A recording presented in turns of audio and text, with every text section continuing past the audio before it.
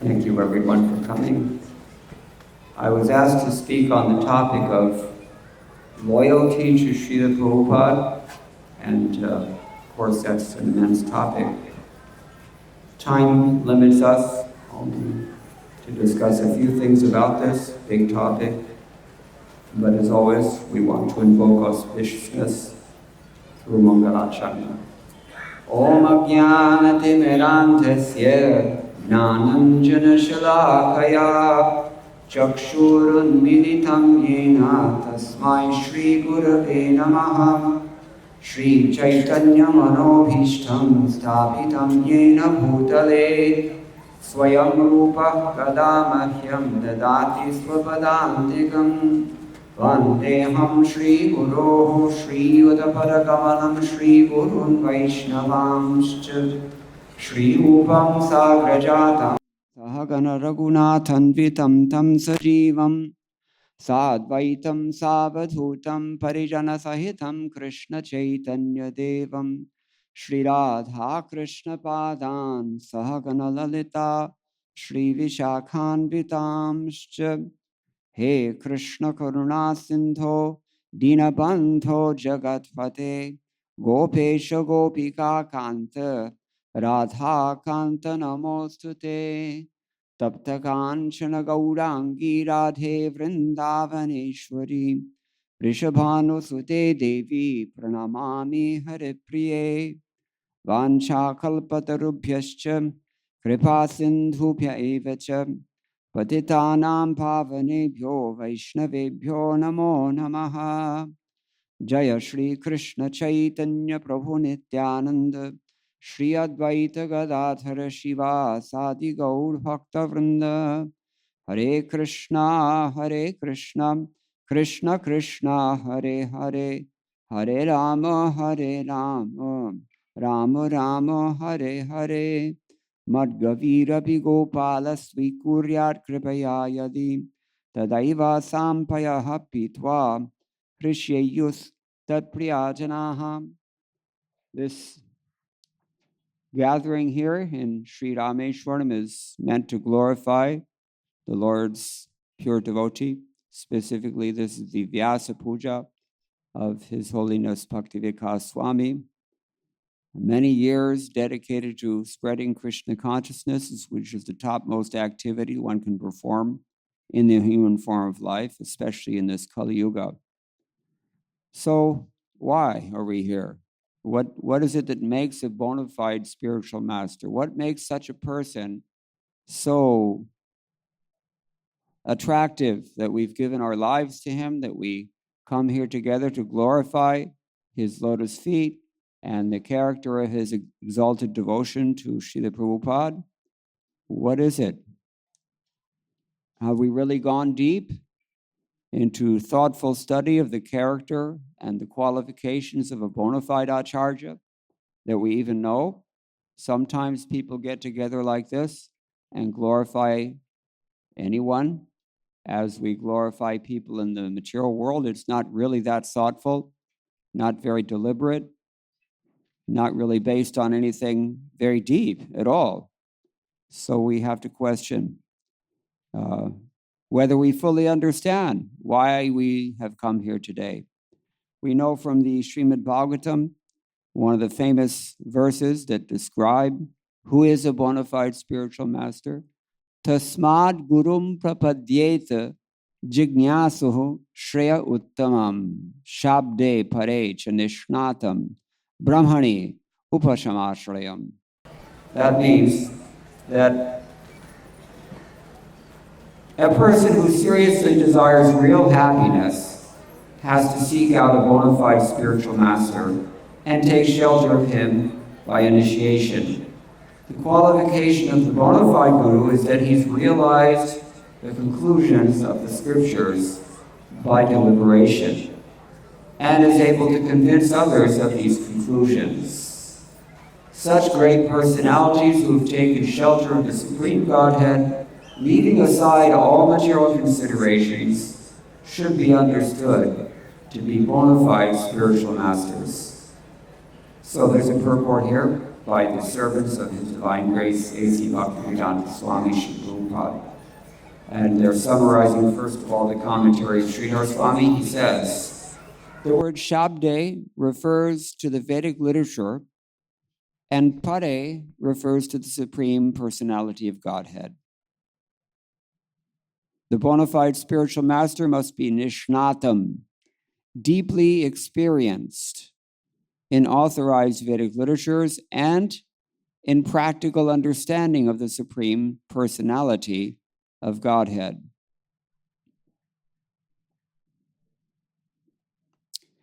In our tradition, we don't really define atheism as disbelief in God. How do we define atheism instead? Theism. If you look in the dictionary, the English word theism, it means to believe in some supreme being, some supreme deity especially. But that's not the case in our tradition. In our tradition, you're considered to be a theist if you accept the authority of the Vedas in toto. Because the only way that we know about God is through the Shastras. Vyasadeva has said this in his Brahma Sutra, Shastra Yonitvat. Shastra Yonitvat means, well, Srila Prabhupada nicely summarized it in his English expression, books are the basis. That's why Srila Prabhupada emphasized so much on distributing his transcendental books. That's why this morning we heard Sridhar Srinivas Prabhu also emphasize the importance of distributing the mood and mission of Srila Prabhupada. If we're not capable of thinking deeply on what we're doing here, on what our spiritual master is doing here, on what Srila Prabhupada came to do here, then at least we can hear from someone who has considered these things. That person is called Shabde Parecha Nishnatam Brahmani Upashamashrayam. He has to have considered. Nishnatam means he's completely trained up. Trained up both in terms of his personal character and his activities, and also in terms of the deliberate understanding of the Vedic scriptures. Deliberative understanding. We have to think about what we read. You cannot just skim through Srila Prabhupada's books the same way that you read ordinary books. And nowadays, the only book anybody reads is Facebook. But this is Nishnatam, Brahmani Upashama Ashrayam.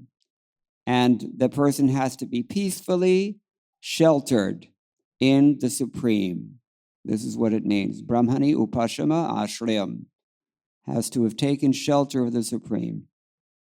So, here the purport says this first thing, one has to seek such a person as a spiritual master and take shelter of him. And it's not enough to take shelter of him, you have to be initiated, actually.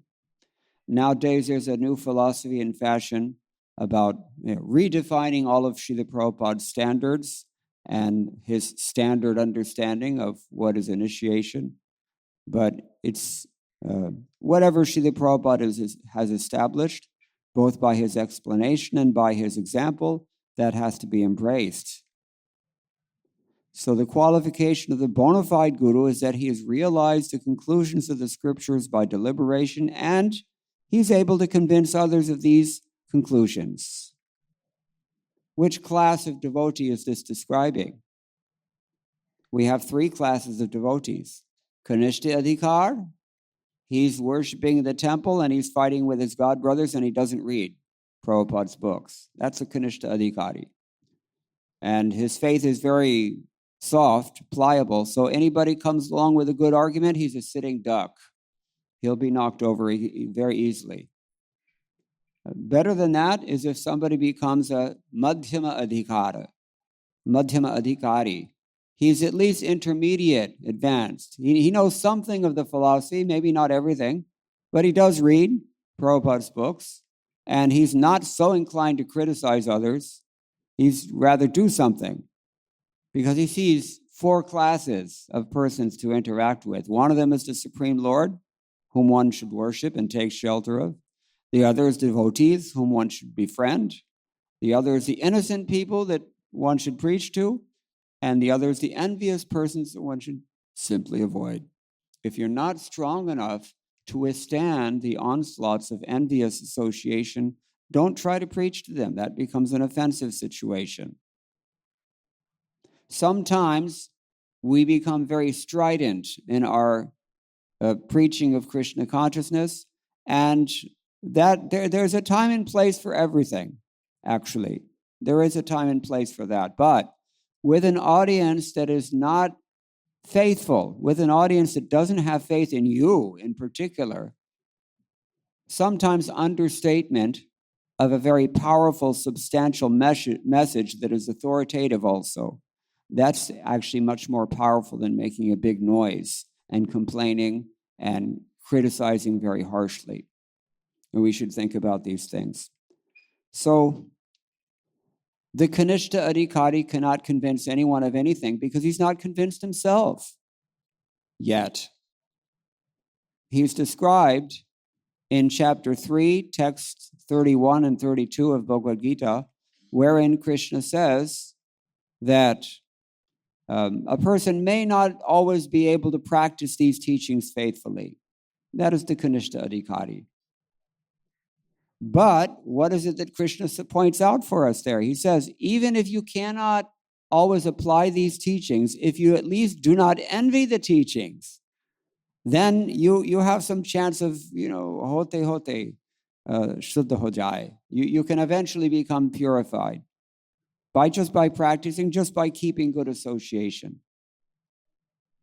But what we see is a class of persons who cannot practice Krishna consciousness, but at the same time they want to criticize Krishna consciousness, or they assume that they're transcendental to the orders of the spiritual master. That's another problem.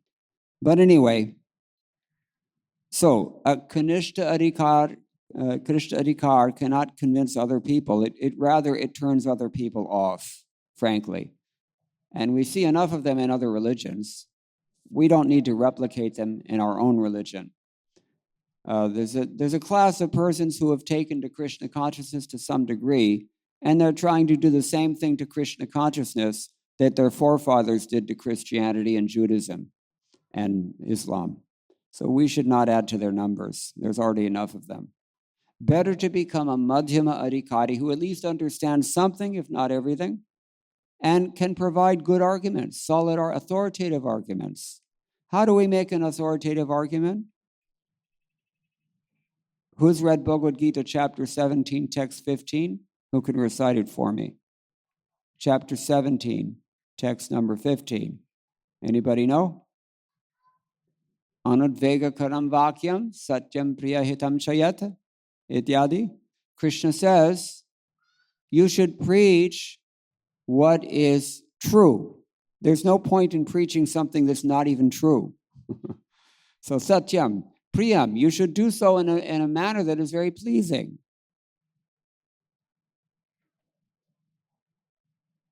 And beneficial to the other. And anudvega karam vakyam. Your statements should not be agitating to others. At least they should not be agitating to a reasonable audience. There are demons always, and those people are always agitated by anyone anyway. You cannot do much with them. But the Kanishta Adhikari, he's able to see who is who. Tamal Krishna Goswami, whose association I had, close association for nearly 30 years, it was my observation of his character that he would be with someone for about 2 or 3 minutes, and in that amount of time, he was able to assess everything about that person. How deep is this person's faith? What is his profession? What is his background? How strong are his material desires? How sincere is he? How much faith does he have? All these things he knew. That's empathy. Once I asked Gopi Paranadhana Prabhu, whose association I also had, that where does empathy come from? He just said it's a gift from above. It's a gift. It's not something you can practice, but it's a blessing. And in fact, Krishna says that those persons who are blessed with empathy for others, Bhagavad Gita chapter 6, text 32, they're the best of the yogis, in my opinion. Krishna says this. So to be able to understand another person very clearly and very deeply, especially very quickly, that's not a rare benediction. I mean, that's not a very common benediction. It's a very rare benediction. So that's what enables a person to actually preach to others, even if he's a Kanishta Adhikari himself. Be able to discriminate who is who, what is what. Discrimination in any Marxist society is a bad word. But you have to discriminate. Otherwise, you're going to hurt yourself or someone else is going to hurt you. That's why Srila Prabhupada told us to read his books very carefully. So the Madhyama Adhikar, he's able to convince others because he knows the scriptures to some degree. Uttama Adhikari, he's even deeper than that. He fully realizes everything. Shabde pare cha nishnatam brahmani upashamashrayam. Especially this refers to the Uttama Adhikari. But the Uttama Adhikari generally does not see a requirement for preaching because he sees that everything is as it should be. We can't see like that. We have a mission to fulfill in this world. I was meditating on Lord Rama this morning because after all, this is Rameswaram. Every step you take, there's some tirtha here. The Hanuman shrine is over there. The Vibhishan camped here. Somebody did that there. The whole place is steeped in Ram Leela. So I was meditating. Rama, when he came here to this place, he had some of his most dramatic pastimes from here because this was his base camp from which he attacked and killed Ravana. Very, very climactic moment in Ram Leela. That is this place here. Rama did not mess around. He was a Maryada Purushottama. He followed everything to the letter, everything very strictly and in an exemplary manner. Krishna doesn't always do that, although he usually does. But Ramachandra was not messing around. And similarly, we have to think in the same spirit that Ram was here to finally get rid of this Ravana headache and rid the world of his ugly influence. We also have to meditate here in this place and pray here to the Lord, Ram, to his whole entourage, including Hanuman, that we get the strength to carry out the mission that we've been blessed with. Actually, I'm not proud to say that Srila Prabhupada told us, that is mainly his Western disciples, he said, just as Ram enlisted an army of monkeys to conquer Sri Lanka, so have I. Monkey disciples. So at least we should take the mission of our spiritual master very seriously.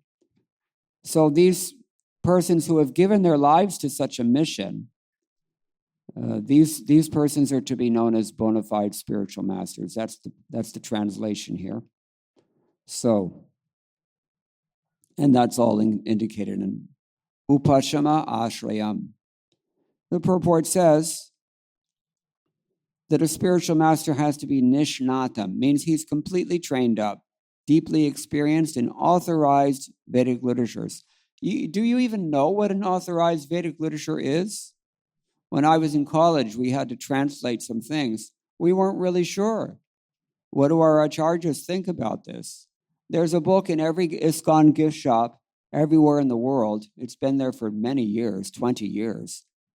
Nityananda Charitamrita, anybody heard of this book? Maybe you even have this book, some of you. But it was rejected by Bhaktisiddhanta Saraswati Thakur. And most of the people who read it either don't care or don't know this fact. How do you determine what is a bona fide Vedic literature? What is a literature that you can access? Nowadays, where I live in Vrindavan, everybody wants to head straight for Loi Bazaar and buy the most deeply esoteric book on Raganuga Bhakti that they can find. Have you got a copy of Govinda Lilamritam? This is the attitude. And of course, the Kathakars, most of them, they're mainly interested in paying for their sex life. So they They will tell the audience whatever the audience wants to hear, if that's what people want to hear. In fact, once I went to an ISKCON temple and I saw in the gift shop, I just couldn't help but notice Prabhupada's books were not available, or they were not obvious, at least. Maybe they were hiding somewhere.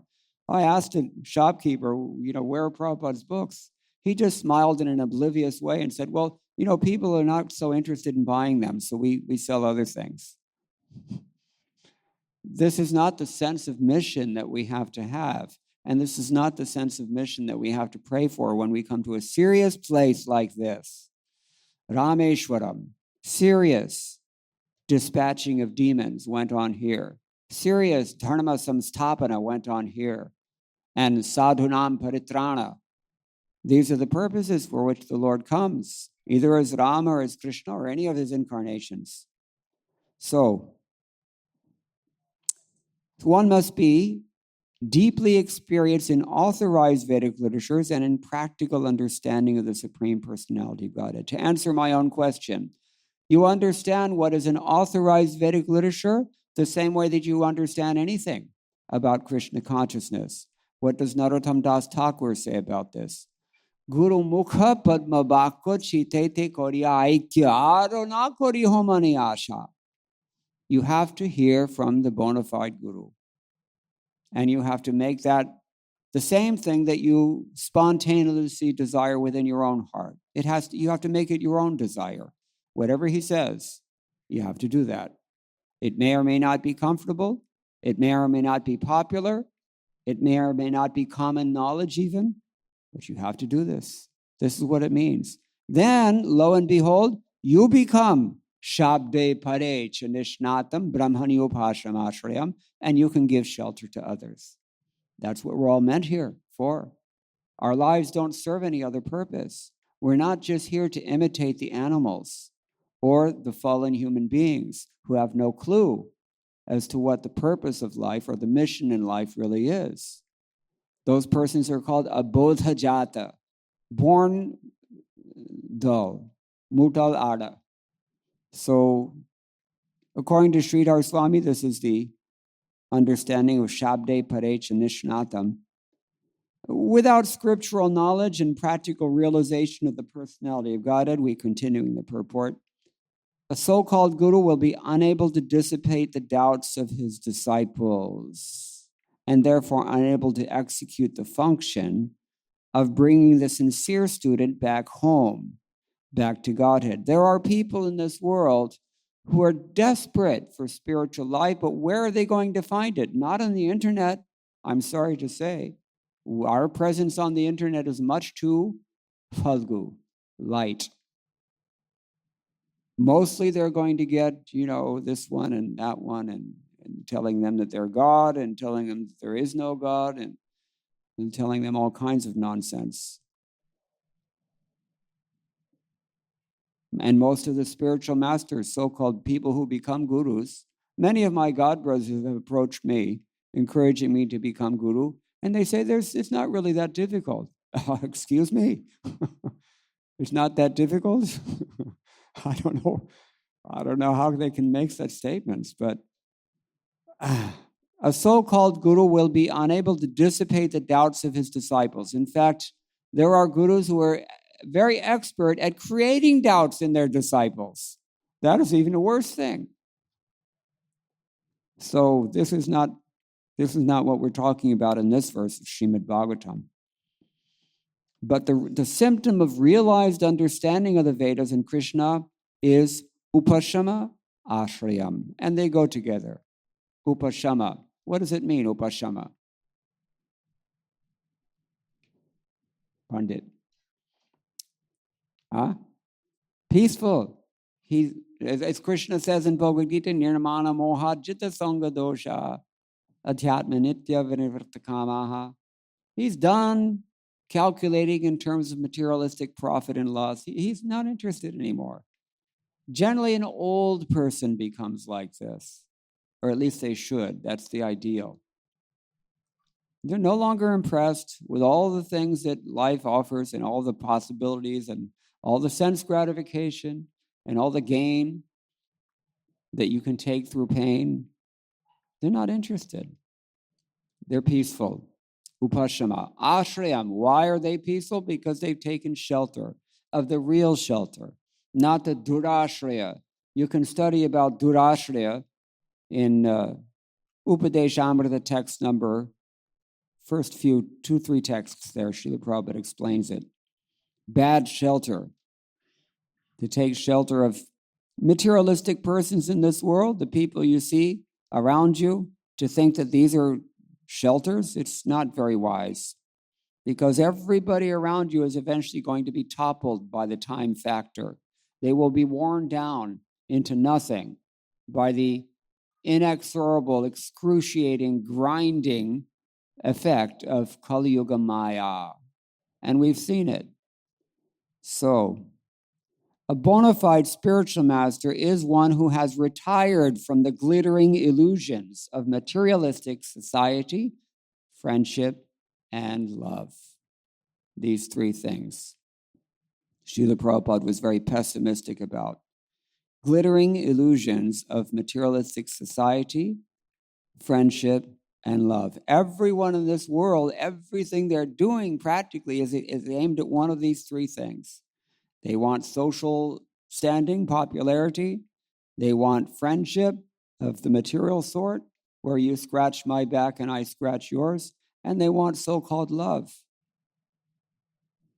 That's the kind of love that ends in ghastly murder scenes on occasion, or suicides.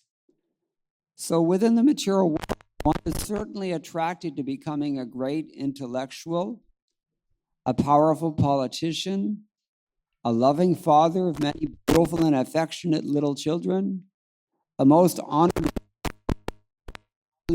and successful businessman. These are the things that we all chase after in life.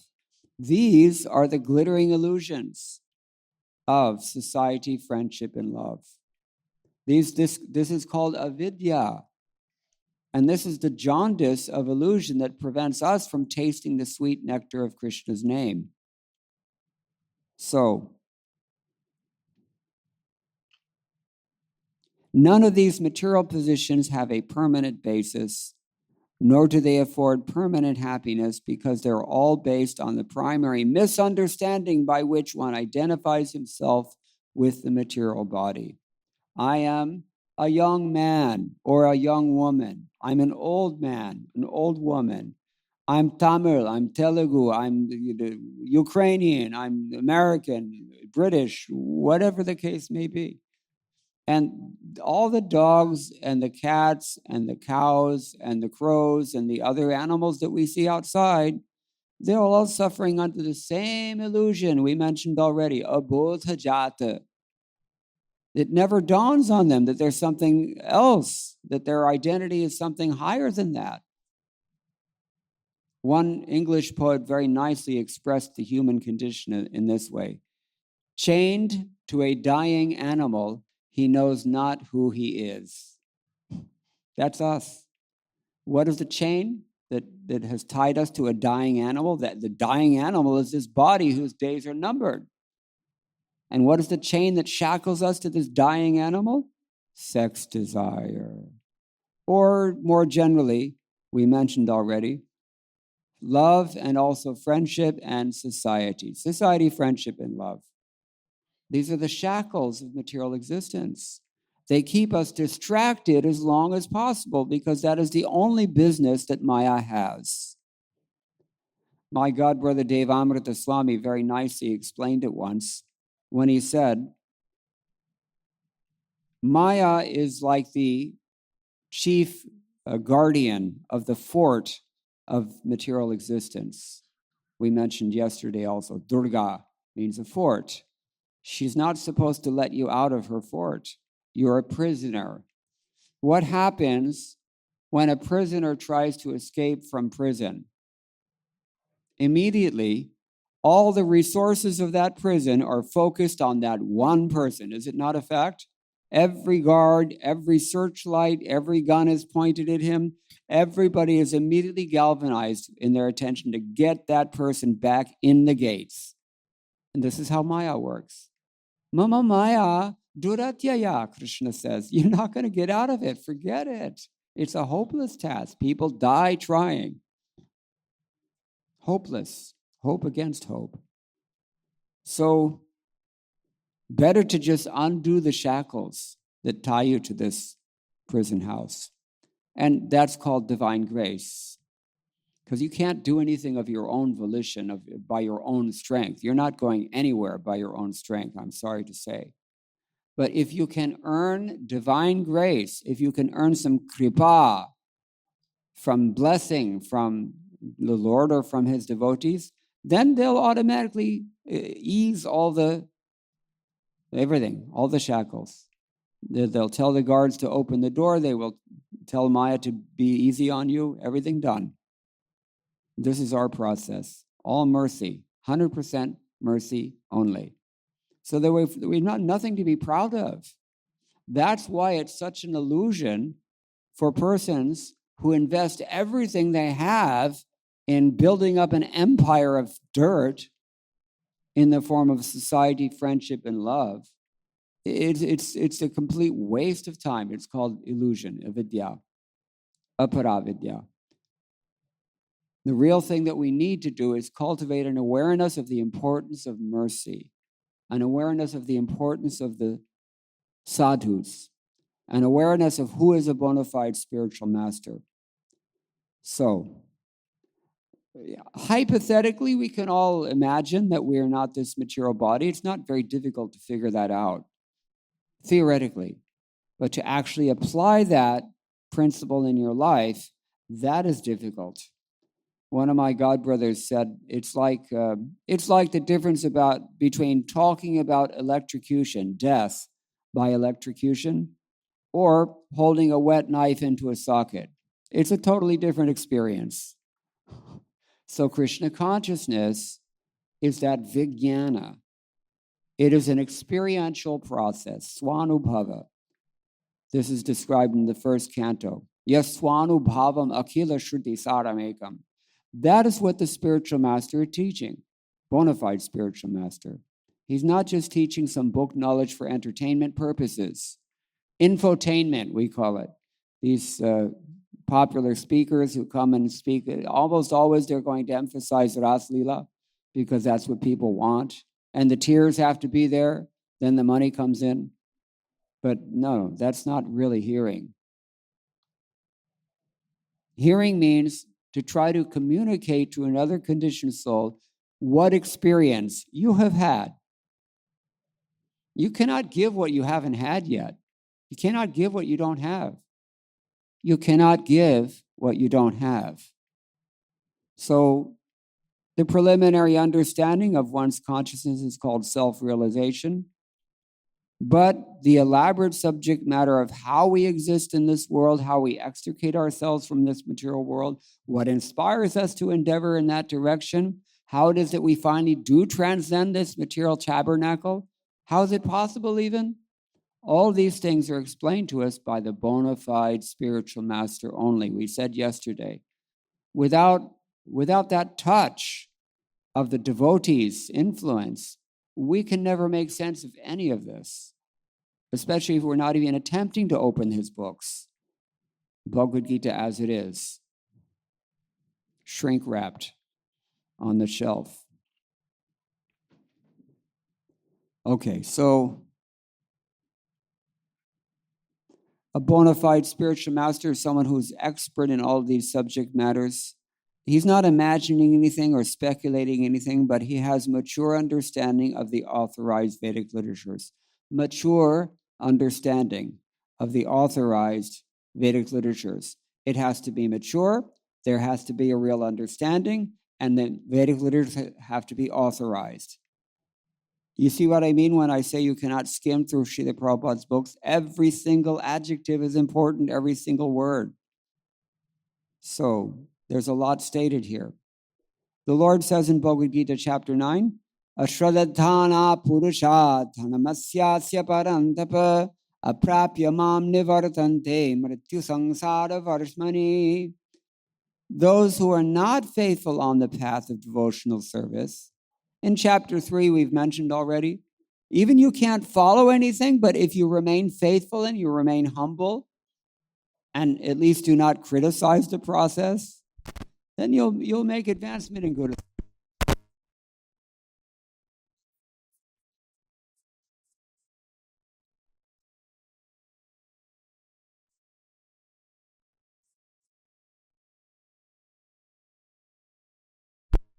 Out of they come back again into this repeated cycle of birth and death. Therefore, the spiritual master must awaken the disciple to the eternal existence of devotional service. It's like a mother, mothers here, you know, when your children have to go to school, you have to wake the children up. Do they want to wake up? Of course not. They don't want to wake up.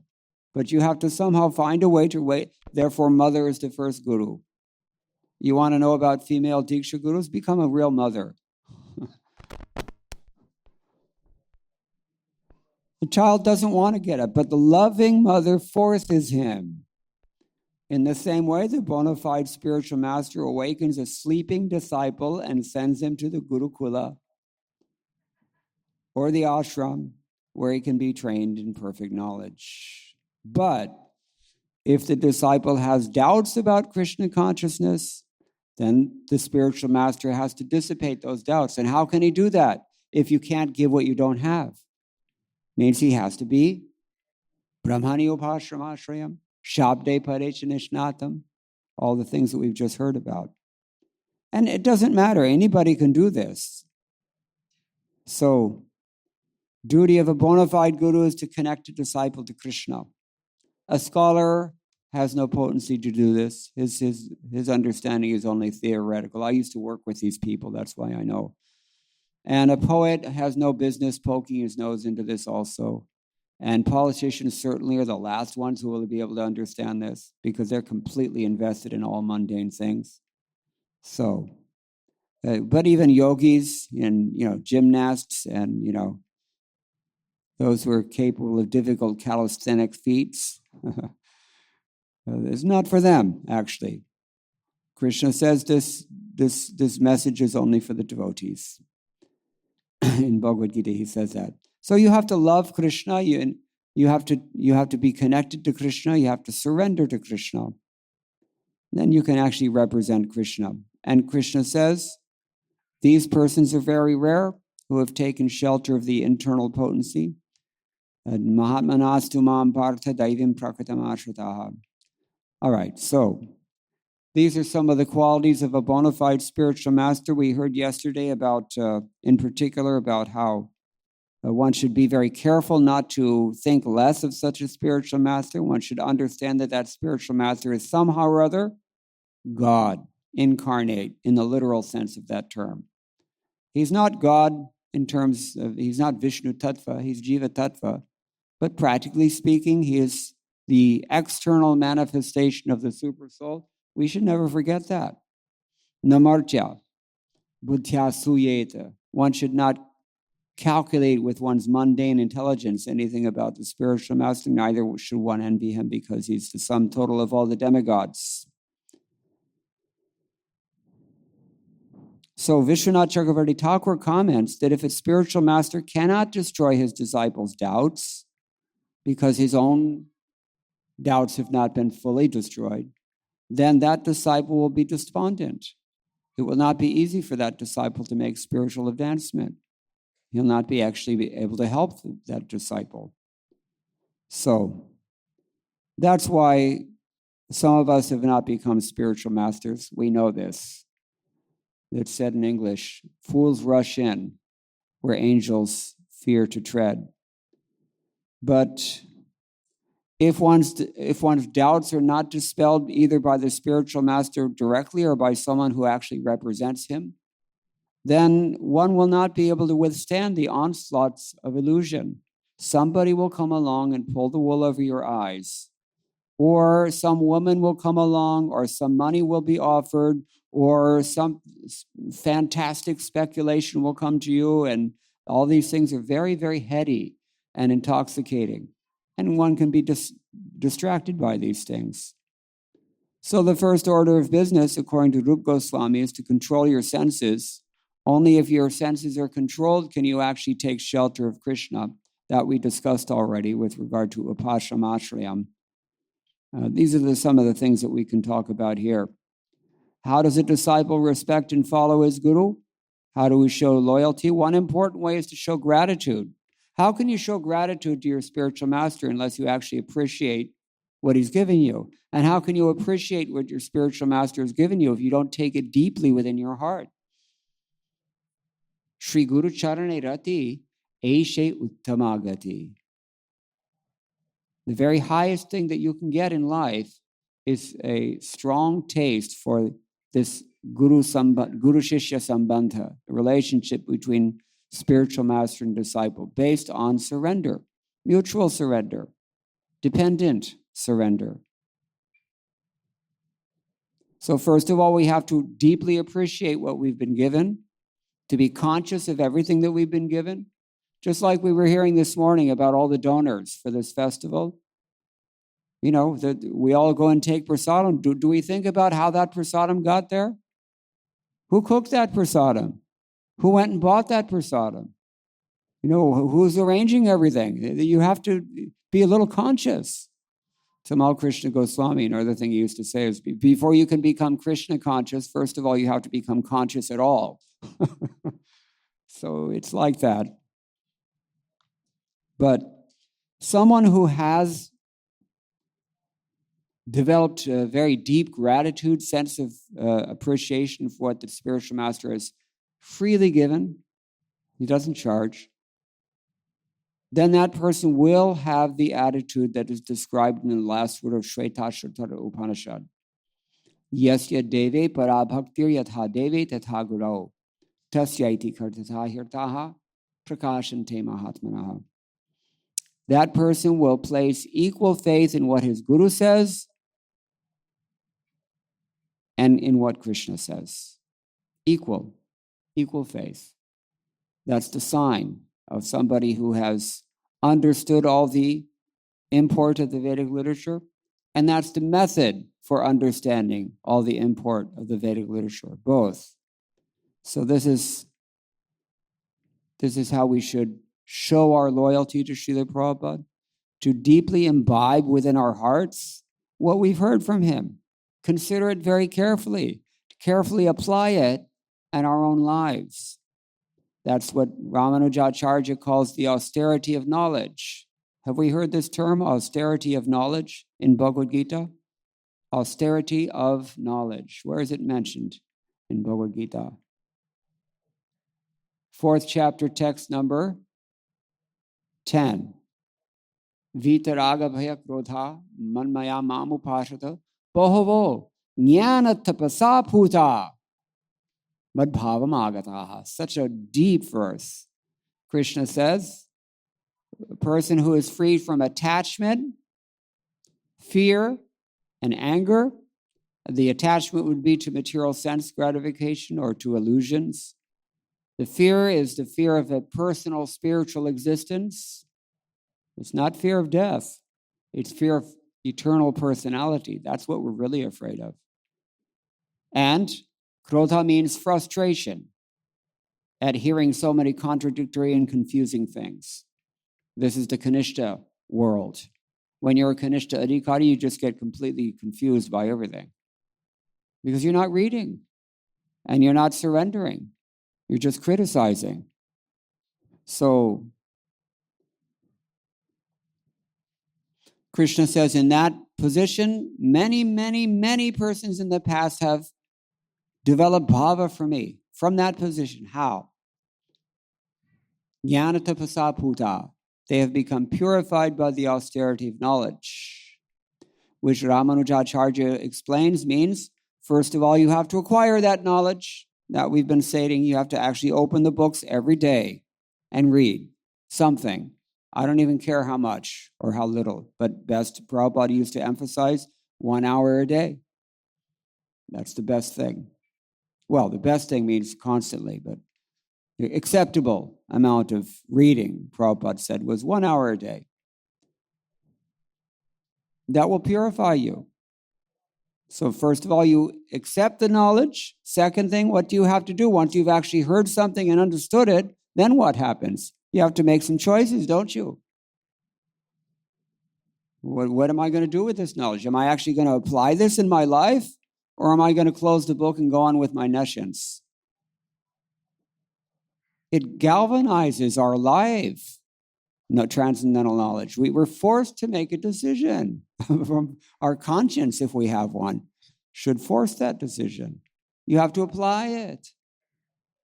Now, let's say that you've heard the wisdom of Bhagavad Gita, you've applied that wisdom in your own life. Then what? Then you're done, right? No.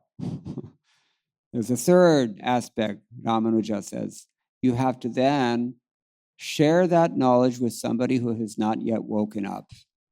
That's Chaitanya Mahaprabhu's instruction. Jare dekhe, tare kaha, Krishna Upadesh. And it's not easy to do that. Just as a spiritual master has such a hard time dealing with us and all of our stubborn attachments and all of our stupid illusions and all of our, so many problems. It's an austerity. So this is the austerity of knowledge. Gain knowledge, apply that knowledge, share that knowledge. All three steps are austere. But if we take that austerity, Krishna says, you will come to Bhava Bhakti because so many people in the past have done it. This is the opportunity we have now. How long will Bhakti Vikas Swami be here? We don't know. We're all getting very old now. And you may not have this opportunity again. Take advantage of it now, while you can. Jabalaga tanamay tapana vyapai tabalaga kari hari seva. Ek bhakti kal ke kavi ne kaha aisa. So I want to emphasize, before we end for the day, that the specific need of our time in ISKCON is for its members to demonstrate their loyalty to Srila Prabhupada by demonstrating theological fidelity, that is to say, loyalty to his teachings. And specifically, because everybody has their own opinion about Prabhupada's teachings, but the one aspect of Srila Prabhupada's teaching that will erase diverse and is the correct understanding of one aspect of philosophy. What is that? We call it in Latin epistemology. In Sanskrit, we call it pramana. Tasmat chastram pramanam te, Krishna says. Karya vijanataha. You should discriminate. Remember that word, discrimination? That's what it means to be a madhyam adhikari. Krishna says you should discriminate what is to be done, what is not to be done, and how, on the basis of pramana. What pramana? Shabda pramana, Shastra pramana. We have 4 pramanas Krishna teaches Uddhava in Bhagavatam. There's Shabda, there's Pratyaksha, Anumana, and Aitihyam, means tradition or precedent. So what we really need in ISKCON in the current day is to understand what is the standard of pramana that Srila Prabhupada inherited from his own gurus. Because if Srila Prabhupada is teaching something other than what he inherited, then we're not interested. Because that's not a bona fide spiritual master. He doesn't invent anything. He only shares what he's been given from Guru Parampara. That means there is a pre-existing standard. And we have to understand what that standard is. Srila Prabhupada has explained it very simply throughout his books. So pramana means how you know anything about anything. How do you know what you know? That's called pramana. You can look at things in terms of what your senses perceive, pratyaksha. You can guess about things, speculate. That's called anumana. But the best thing is shabda or shruti. Shruti pratyaksha maitihyam anumana chatushtayam. This is what's stated by Krishna to by Lord Krishna to Uddhava in 11th canto. When there is something maybe not clear to us, it's clear to Krishna, it's clear to our acharyas, but not clear to us. then ITHIM is a very valuable tool that allows us to understand the proper way to interpret Shastra. We mentioned already, there's all kinds of fanciful notions about Diksha nowadays. That's one example. Look at the way it's been understood. Our predecessor, Acharya, especially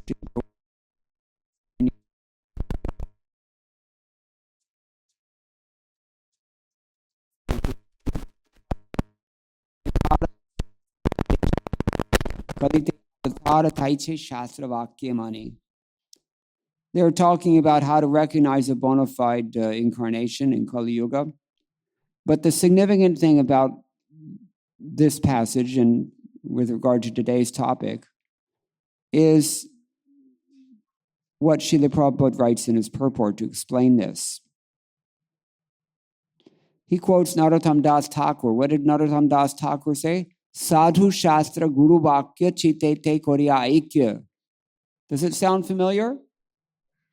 What did Prabhupada ask us to sing every day at Guru Puja? Guru Mukha Padma Vakya Chitete Korya Aikya. Narottam Das Thakur said similarly, Sadhu Shastra Guru Vakya Chitete Korya Aikya. We have a tripartite system of accepting Shabda Pramana. It comes as the Guru's order. It comes as the Parampara, Guru, the succession of saints in our line, especially Purvacharyas. And it comes as what the Shastra says. If any one of them is not clear, the other two are there to clarify. We often lose sight of this. Instead of Guru Sadhu Shastra, we think just Guru, Guru, Guru. And it doesn't really work so much. We can still be bewildered. So Prabhupada goes on to say, one should accept a thing as genuine by studying the words of saintly people, the spiritual master, and the Shastra. The actual center is Shastra, the revealed scripture. If a spiritual master, I'm quoting Prabhupada here, if a spiritual master does not speak according to the revealed scripture, he is not to be accepted. Similarly, if a saintly person does not speak according to the Shastra, he is not a saintly person. The Shastra is the center for all. Unfortunately, at the present moment, people do not refer to the Shastras. Therefore, they accept rascals as incarnations, and consequently, they've made incarnations into a very cheap thing. Intelligent people who follow Sri Chaitanya Mahaprabhu's instructions and the instructions of the Acharya, the bona fide spiritual master, will not accept a pretender as an incarnation of God. He goes on in this way to explain. But the point that I'm making is that there is a pre-existing standard that Srila Prabhupada both embraced and communicated to us. And that is not the case always in the present generation of Srila Prabhupada's followers. Sometimes they embrace the same thing that Srila Prabhupada embraced from his predecessors. Often they don't. So you have to read Srila Prabhupada's books every day. You have to familiarize yourself. To what degree? To the degree that you're conversant with everything in his books. Because then nobody can pull the wool over your eyes. That means nobody can fool you. Even if you're not interested in politics, politics is definitely interested in you. And so you have to be very careful. For your own benefit and for the benefit of those that you're preaching to. So this is a nice purport. I thought it would be nice to share this because it's one in which Srila Prabhupada makes the actual standard of Shabda Pramana very clear. It's not just accepting what the spiritual master says, it's also accepting what the spiritual master says in accordance with the recognized understanding or siddhanta of our predecessor acharyas.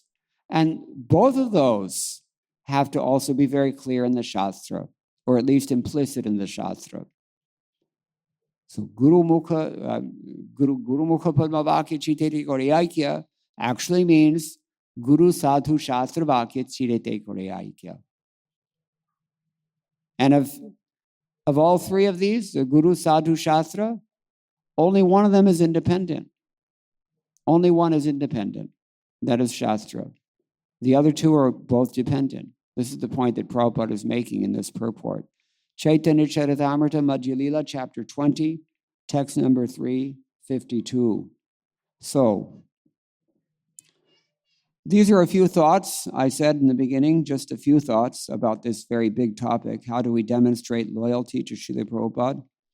I have emphasized here that demonstrating loyalty to Srila Prabhupada means demonstrating loyalty to the teachings that Srila Prabhupada demonstrated loyalty to. He didn't invent anything. Who is it who assumes that Prabhupada invented things new? Ritviks.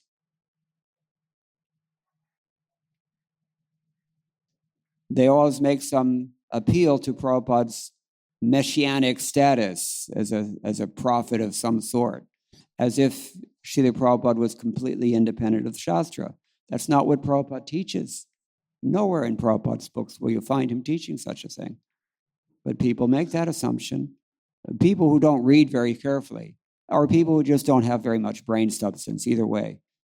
But we should be responsible. Only if we are responsible can we actually carry out the mission that we've been entrusted with effectively. And we can, in one lifetime, if we're determined, we can become completely Krishna conscious and we can take others back to Godhead along with us. So thank you very much. All glories to Srila Prabhupada. I'm going to just stop here. We have maybe 15 minutes. If anybody has any questions or any comments, we can discuss. There must be a microphone somewhere. Hare Krishna. Hare Krishna. Jor se boliye. Thank you very much, Prabhuji, for your lecture. My question is, Srila Prabhupada also made adjustments according to time, place, and circumstances, which nowadays preachers are also doing. Nowadays teachers are also doing. Okay. Devotees are doing adjustments. Devotees are making adjustments. Okay. So how to understand that such an adjustment is valid or not? How to understand whether the adjustment is valid or not? Well, first of all, what did Srila Prabhupada adjust? Okay. Did he adjust a principle or did he adjust a detail? A detail can be adjusted. A principle cannot be adjusted. That's one thing. The second thing is that it is the prerogative of the Acharya to make an adjustment. It's not any Kupaswami can make the adjustment.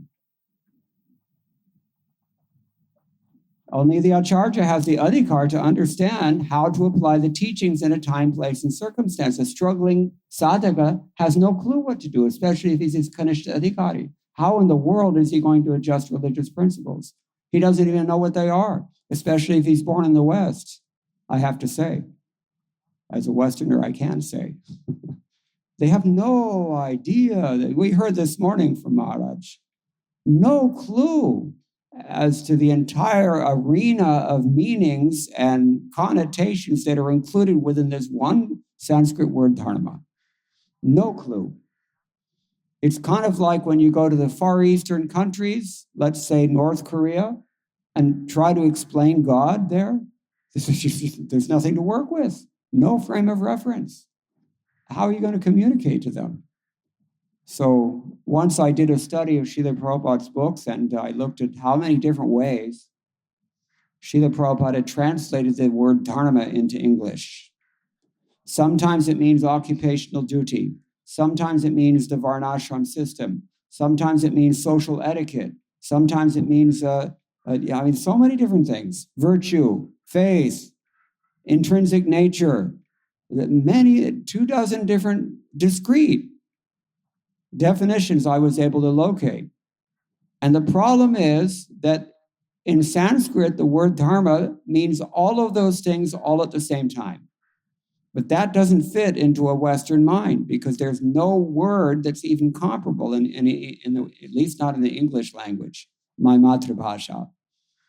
So this is what you Indians have to work on in the coming generations. You may have the wrong sense of dharma, but at least you have any sense of dharma. People outside of this country have no sense of what it means. So, first of all, understand what is dharma. And then, on the basis of that, you can begin to make spiritual advancement. And then when you're actually advanced to the state of an acharya, then maybe we can talk about making adjustments to religious principles. Otherwise, I'm sorry, you'd have no adhikar. People are not very pleased to hear this. But, this is actually the fact of the matter. One principle cannot be adjusted. A principle is fixed forever. A detail may be adjusted, but who adjusts? Only the acharya. Nobody else has the capacity to adjust. Is that okay? Yes. Anything else? Another question. Just so you mentioned that how to that you raised this point that how to judge whether a book is authorized or not. So Yes. I didn't exactly got that how to judge that. Right. Well, it's not so easy. It requires the same standard of keen discrimination that not everyone has. So the best policy is the one that Narottam Das has already told us, which I shared with you. Guru Mukha Padmavaka Chitete Kori Aikya Arana Kori Hamani Asha. Whatever your spiritual master, if you hear it from him, it's good. Anything else? Well, maybe, maybe not. But better to be safe than sorry. This I learned the hard way in college. I had to translate things and I had to figure out, is this a bona fide source or not? It's not easy. It's very difficult. So the easy way is to have a spiritual master, to have a bona fide spiritual master, somebody who's actually Shabde Parecha Nishnatam and Brahmani Upasham Ashrayam. If you find such a person, then it's very easy. You just have to present everything to your spiritual master for clarification, and you have to surrender to his instructions. That's the only hard part, surrendering. But, the clarification is really quite easy if you have approached the right person. Prabhupada, time and again, when especially discussing in, say, interviews, public interviews, or with the press and other such persons, Prabhupada is time and again emphasizing that you cannot understand this movement from the external platform. You have to look at it in terms of Shastra, then it makes sense. Otherwise, you'll misinterpret. And people do this. They try to make everything fit into their mundane observation, and it just doesn't work. So they get confused. Is that okay? All right. Anything else?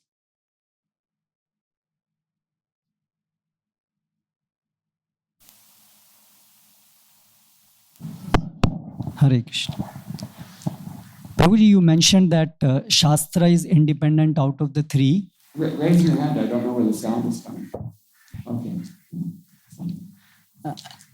Shastra is independent out of the three. Yes. And we also hear Shrutayo Vibhinna. Yes. And Mahajana Yena Kata Sapantha. So sometimes it creates a little confusion. Which comes first? The Shastra or the Sadhu? Yeah, it's a good question. The fact is that the Shastra is independent, but that doesn't mean that you're independent. So, we have to understand that the Shastra is the ultimate root of all authority. But how can we understand the Shastra? We have to go to the Mahajan. We have to go to the spiritual master.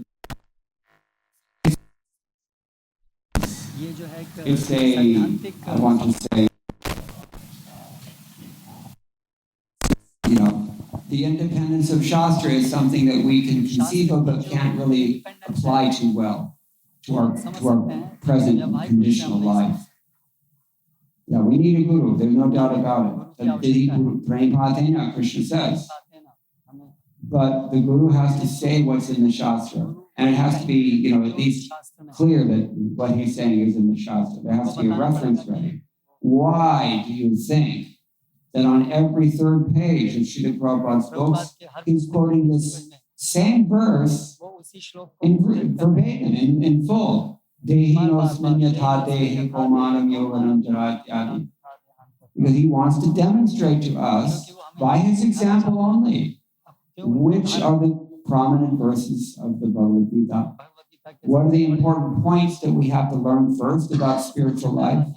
These things only get their prominence in our theology by dint of the acharyas and how they treat these principles. We have to hear these things, and we have to hear every day. That's another important point. Is that okay? Yes. Okay. There is another question which is referring to the previous answer which you gave, the detail and the principle. Sometimes that is also confusing. What is a detail and what is a principle? Detail is, Prabhupada gives this example in Nectar of Devotion. Detail is you have to worship Krishna.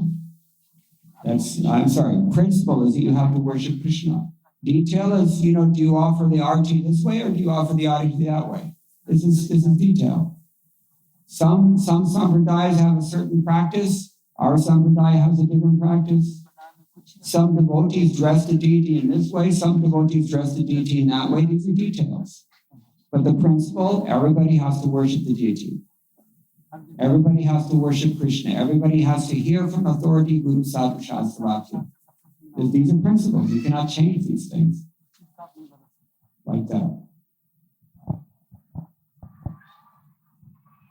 And it's kind of like Shastra. You don't approach Shastra independently of the spiritual master. Even though Shastra is independent, you're not independent. So we these things also we have to hear from the Guru. That's the whole point of accepting a Guru. He gives you practical, hands-on training. That's what it means to be Nishnatam. Okay? All right, anything else? Somebody here? Yes. Reading this Bhagavatam verse, word-to-word meaning, it is given that Upashamashaya means fixed in detachment from material affairs. Can you just elaborate? I tried. Upashama means peaceful. He's done with all this passionate stuff that distracts us from spiritual life. So he's peaceful. He's not agitated. That's why he can take shelter, really shelter of Krishna. The rest of us, sometimes we take shelter of Krishna, sometimes we take shelter of our senses, sometimes we take shelter of our friends or somebody who tells us something that's very comfortable. You see, we're not peaceful. Bhukti mukti siti kame shakale ashanta. Krishna bhakta nishkama daiva shanta. So that's my understanding of upashama. It would seem from the word for word as well, synonyms. And ashrayam is very clear, I think means you're taking shelter. I tried to explain. Is that okay? Anything else? Yes, here. You kindly explained the Vaishnava epistemological system and the tripartite system of Guru, Sadhu, Shastra. But when a sadhaka takes diksha from Guru, majorly he is on the Kanishta platform and he doesn't have any understanding of Shastra, neither can he verify if the Guru, whatever he is saying is completely correct when compared with Shastra. Mm-hmm. And then he takes initiation and then follows the Guru. And it seems for a neophyte sadhaka like me, it boils down to the principle of following the Guru because he doesn't understand the Shastra. Practically, yeah. And what Guru says, for him that is the real import of the Shastra, and thus it becomes impossible for him to understand, and it is also not good for him to understand Shastra other than how the Guru is presenting. Then how is he supposed to understand the meaning of Shastra and how his Guru is saying what Shastra is giving? We have Bhaktivedanta purports. We read them every day. It's very clear. But we don't read them every day. That's the real reason we're confused, because we don't read. You can't deny this. It's a fact. People don't read Prabhupada's books. All the problems in our movement, mostly they're social, dealing with a lack of varnashram. But whatever the case, they all stem from this essential flaw that we have. We don't hear. Yathagnasasi tachrinu asamshayam samagramam, Krishna says. You want to hear, you want to know everything fully, without any doubt? Just have to hear, but we don't do it. Really, I hate to say this so bluntly, but what it really comes down to is that we're not following our process. Bus. We don't follow. We're hypocrites. That's the problem. We so many things are in. in the books, but we don't do them. That's why we're confused. That's why we don't attract people. That's why we have to concoct philosophies that twist and twangle the principles, and in a hopeless attempt to attract followers who are equally clueless. Just follow, just surrender, and everything will be fine. But we don't want to do that. What can I do? There's not much of an alternative. If that's your choice, that's your choice. But the good choice is to be submissive, to hear nicely, and to do so every day, and to act on what you hear. The austerity of knowledge, which we explained already. Is that okay? It's not very pleasing, but that's the fact. We're just not hearing. And you all know this. You have to, if you're honest, you all have to admit, nobody's reading as much as Prabhupada wanted us to. And these are just the symptoms. Oh, you have to have this kind of guru, and the next thing is going to be children gurus, and maybe animal gurus, and all kinds of things. Because we're not hearing. Just one point for that. Just of course, I don't have the adhikar of bringing this point, but just the women Diksha Guru point that you say.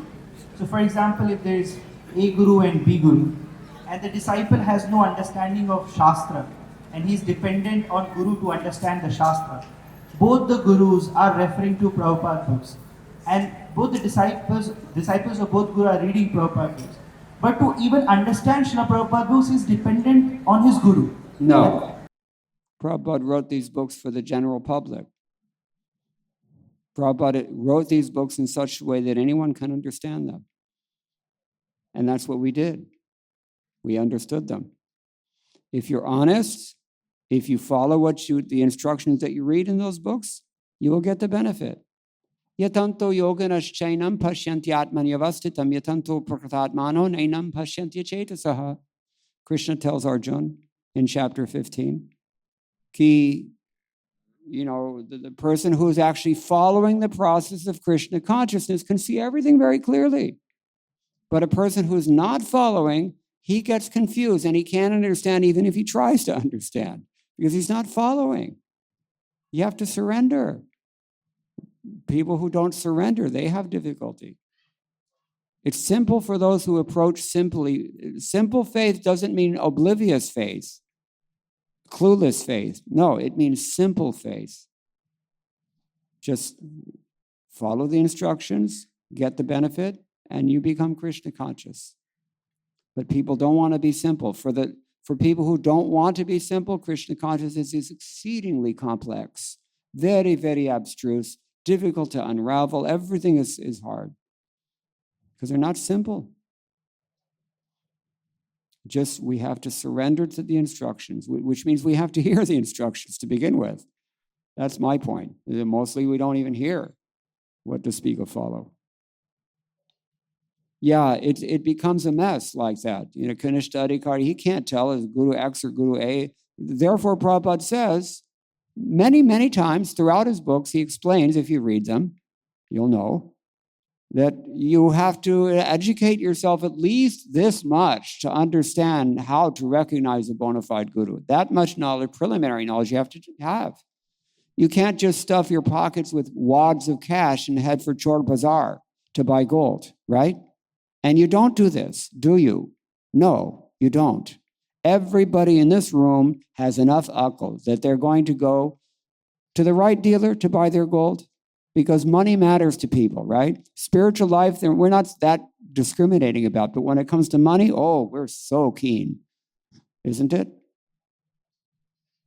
When it comes to choosing the right spouse for your child, our intelligence is keenly focused, or at least it should be. But when it comes to spiritual life, we're lazy. This is the problem. We don't even open the book. What do you expect? Spashta. Okay, anything else? Yeah, we have to know who is a bona fide guru. That much preliminary knowledge we have to have.